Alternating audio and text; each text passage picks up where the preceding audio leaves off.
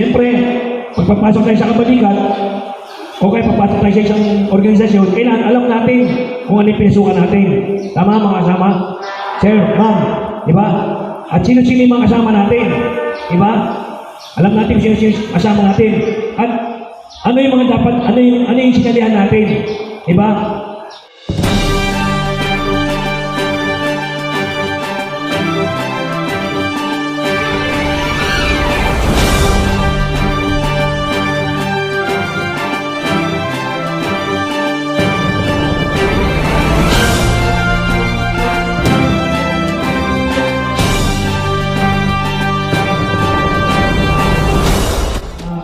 Sir, ma'am. Hello? Dapat lapit tayo nito eh. Lapit. Kasi mahalaga to eh. Mahalaga ito nga natin yung kasi ito comprehensive na itong training na to. Kasi nag-training tayo dati noon sa Los Baños, sponsor ng Red Cross. Nag-training tayo sa Kapalonga, yung basic life support, tsaka yung leadership. Ito, buo na to. Kumbaga sa pagkain, kumpletong regalo na to. Kaya dapat dito kayo. Dapat kayo. Huwag kayong maiyak. Huwag kayong maiyak. Yun. At saka, huwag natin sabihin na alam na natin to kasi may mga kasabayan ako nandito, lahat, mga taga dati, mga 1990s pa, kasama ko na sa Kabalikat, Civico, nung nandito kami nila. Una po sa lahat, no? Papasalamat po sa Panginoon at pinayagan tayo, binigyan tayo ng pagkakataon at magandang panahon, bagamat may mga bagyo na may papasok sa bandang Pilipinas, pero binigyan pa rin po tayo ng pagkakataon na magkita-kita, no? Magkita-kita dito ng face-to-face, no? Tapos, pangalawa, sa lahat ng mga kasama natin dito, hindi ko na isa-isa kasi lahat sinabi na nila Ma'am Susie, muna ng-experience dito, binanggita, pinasalamatan na lahat, no? Ang inaano ko na lang po ngayon, yung dagdag doon sa mga bago nating kasama. Sino po yung mga bago ng Kabalikat Charity? Yan. Siyempre, pag papasok tayo sa Kabalikat, o kaya papasok tayo sa isang organisasyon, kailangan alam natin kung ano yung pinasukan natin. Tama mga kasama? Sir, ma'am, di ba? At sino-sino yung mga kasama natin? Di ba? Alam natin kung sino-sino yung kasama natin. At ano yung mga dapat, ano yung sinalihan natin? Di ba? Tama po ba yan? Di ba? Papasok tayo sa isang kasamahan, di ba? Samahan ng mga asindero, samahan ng mga manggagawa, samahan ng mga magraradyo. Tayo na yun, di ba? Kaya tayo magraradyo, samahan ng mga nagraradyo, kasi sa pamamagitan ng radyo, magagamit natin sa pagtulong. Diba? Kaya serving the nation through communication. Hindi lang ngayon dahil sa umunlad ng teknolohiya, hindi lang ngayon radyo. Nandiyan yung cellphone, nandiyan yung internet, di ba? Tama po ba mga kasama? Pero yung mga kasama namin dati dito, 1990s pa, hanggang ngayon nandiyan pa, kasama pa rin namin, malakas pa, mga bata pa, mga mukha. No? Sana all. No? Yung iba may arthritis na, may gout na, pero andito pa rin. Pilit pa rin gustong alamin kung ano yung dapat alamin bilang isang pinagkalooban tayo ng Panginoon ng lakas, talino para maglingkod sa kapwa, i-share yung talino natin. Ang Kabalikat Charity po, sa inyong kaalaman, bahagi rin po ng Kabalikat Radio Group sa buong Pilipinas ng iba't ibang bar. Parang isang samahan to na nagraradyo. Pag-radyo, ang talagang basic man natin, basic main purpose natin, isa pag-radyo. Diba? Matutulong through radio communication. Kasi pag may mga nakita tayong insidente, through radio, through cellphone, tawag, diba? Ibabat natin. Kung mga sa ano tayo mga Kabalikat Charity dapat, may mga pakialam. Diba mga kasama? Kailan may pakialam tayo. Hindi tayo yung bahala sila, bahala kayo. Basta sarili ko lang. Sabi nga, walang sino naman na mabubuhay para sa sarili lamang. Mabuhay at mamatay, talaga may dadamay.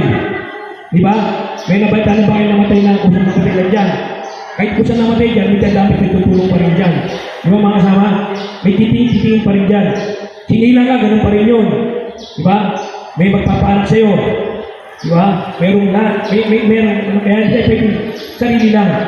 sarili lang hindi pwede. Kaya ngayon, yung Kabalikan Charity, kung tatanungin niyo ako, nagsimula ang Kabalikan Charity sa Kabalikan Civico, 1996. Pero ang Kabalikan Charity noon is palaging outstanding chapter sa buong Pilipinas, ang Kabalikan Charity.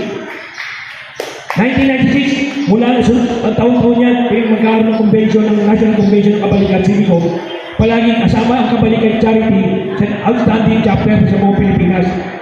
Alam ko na mga nandito yan, mga naon ng Kabalikan. Tapos, noong 1996,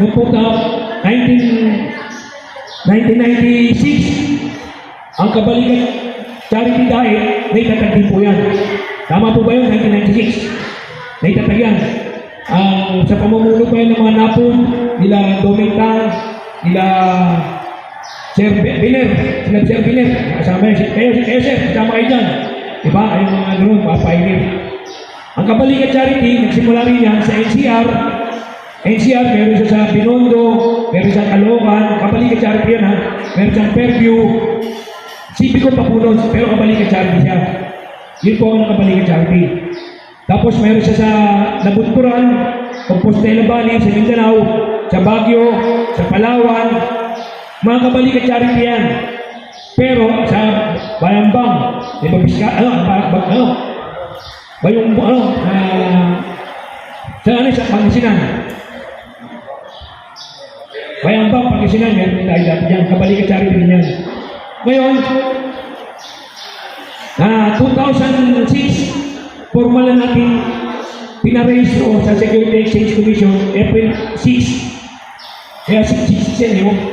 April 6, 2006.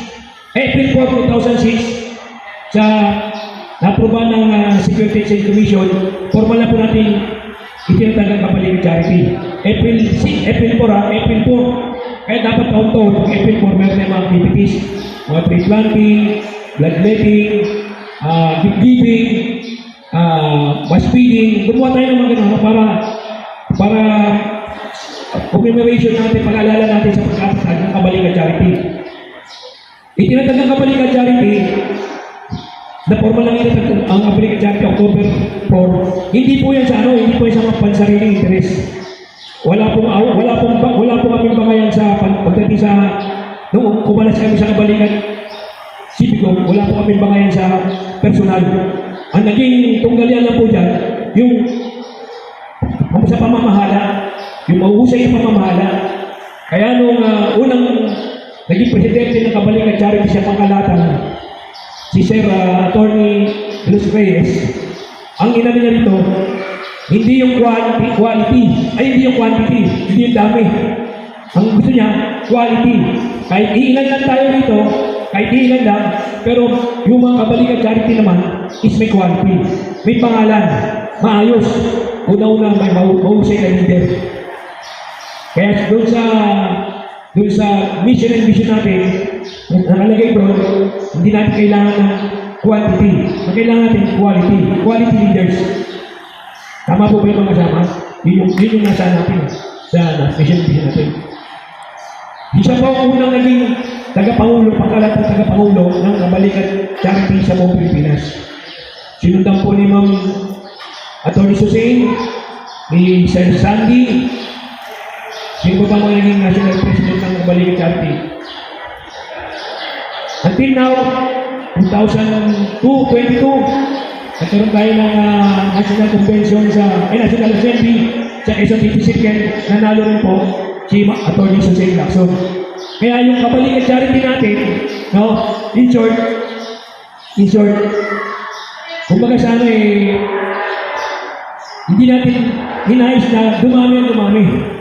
Naisipan natin dumami, kaya lang, siyempre sa bahagi naman ng mga leader natin, nasa 109 days, sila sa 109, 106, 105, ano ba yung mga distrito dito Kayo po yung pumipili. Ito talagang Tapos itaan po natin sa proseso. Kailangan po may orientation, may history, alam na mga kabalikan. Hindi ko lang alam po kung sinusunod pa natin yung rito, yung hindi naman initiation parang ginagawa pa rin ba rito? Yung may Sir? Hindi na. Wala na. Wala na yung ano. Yung binablindfold. Pinapatin, wala na yun, no? Natakot sila. Kasi lahat kami dumaan sa ganun. Lahat ng mga original na 1990s na kabalikat, dumaan sa ganun. Hanggang sa naging tradisyon natin, naging tradisyon. Ngayon, pinutol na lang rito. Yan. Yun lang po yung maikling kasaysayan ng Kabalikat Charity na mula sa Kabalikat Civico, lumawa ang Kabalikat Charity. Hanggang ngayon, tuloy-tuloy pa rin yung Kabalikat Charity. No? At inaasahan po natin na ang lahat ng mga Kabalikat Charity, may mga mahusay, pamamahala, pamumuno sa ating organisasyon. Kaya nga, naglulunsad ng mga ganitong trainings. No? Kaya naglulunsad ng ganitong trainings. Dapat din po, sa mga distrito natin, sa mga chapter natin, palagi mayroong mga ganitong orientation bago pumasok. Para alam po natin kung ano yung mga pinasok natin. Okay po ba yung mga kasama? Tapos doon sa mga dati na, isabihin, alam ko na yan. Alam ko na hindi. Lahat po tayo, dapat nag-refresh. Inuulit-ulit natin yung mga pinag-aralan natin, mga trainings natin.